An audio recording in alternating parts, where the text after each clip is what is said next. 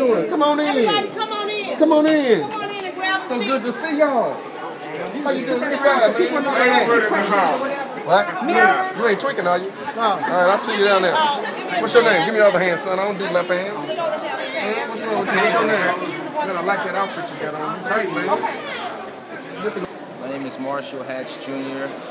I am the son of a pastor, Reverend Dr. Marshall Elijah Hatch, here at New Mount Pilgrim Baptist Church. I am also an African American history teacher at Urban Prep Charter Academy, the Bronzeville campus, and I'm a college counselor there too.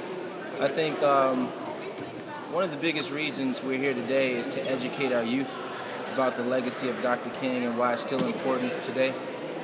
Some of what we see and struggle with today as a community, it's been going on for a long time. Actually, that's why Dr. King came to Chicago in the first place, to expand the movement north in 1965 and 1966.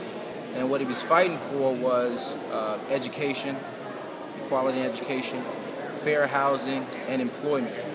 And these are the three big things that our community still struggles with. So the biggest thing we need to do is to stay aware, stay abreast of what's going on and do something about it. And that's why we're here today.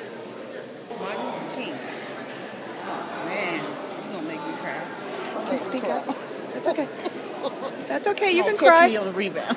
No, I like real emotions, but you just speak up while you say it, okay? Here's a man that gave up his life that I may be free. That's all I can say. Thank you. Well, obviously, we're here to just commemorate the life and the legacy of Dr. King. It's important that we continue to do that, especially in this age where privatization seems to be running rampant, or is running rampant. Privatization is, privatization of public assets is definitely something that Dr. King spoke out against. Not a lot of people actually talk about this, but when Dr. King was in Memphis, Tennessee, and he stood on that balcony, and that bullet went through his face, he was on that balcony because he was fighting for public sector workers, streets and sanitation workers who were looking to actually have a livable, decent wage. And so now we're seeing this privatization of public schools, and this is not healthy for black children. It's definitely not healthy for the black middle class. And so we're here standing in solidarity with the legacy of Dr. King to fight against privatization and make sure that the interest of the public is protected and our tax dollars are going to the community which actually pays and contributes. So, happy Dr. King Day. Let's continue the good fight, and let's make sure that everybody actually gets a fair shot at life by ensuring that our tax dollars are going towards the interest of the public and not into the hand of greedy, private, corporate interest groups. Thank you. Let me first of all thank the Reverend Dr. Marshall Hatch for giving us the opportunity to be in this wonderful place. Matter of fact,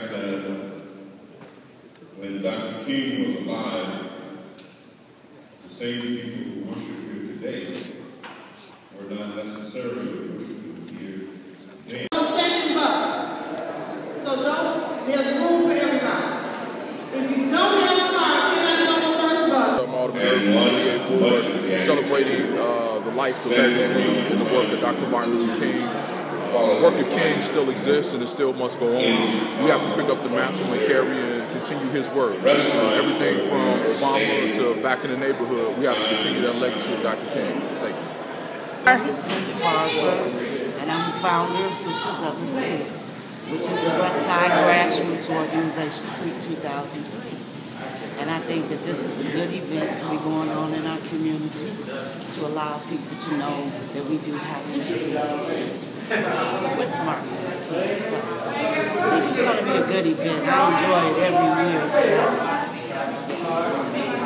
Here on the west side of Chicago, the best side of Chicago. Yay! First of all, we'd like to thank our aldermen for accompanying us on this tour. To Alderman to Alderman Walter Burnett, and to all of our distinguished ministers that we have here on the bus. We have Pastor Harris here on the bus. Are there any other ministers? Please raise your hand. 31 West Warren Boulevard once was known as the Warren Boulevard Congregational Church. Under the leadership of that time, under the pastoralship of Reverend Bill Briggs. At this time, currently it's known John Missionary Baptist Church, where the existing pastor is Pastor Leroy Elliott. Ministers that allowed Dr. King to enter his church. This is known as the First Church of the Brethren. King spoke here during his time in Chicago. This pastor was a part of the movement and was not afraid to allow Dr. King to speak to his congregation.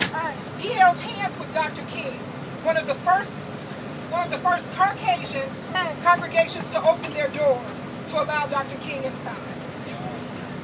Baptist Congregational Church, Congressman Davis, all of our elected officials that are here, and I would ask that if we would just give them a hand.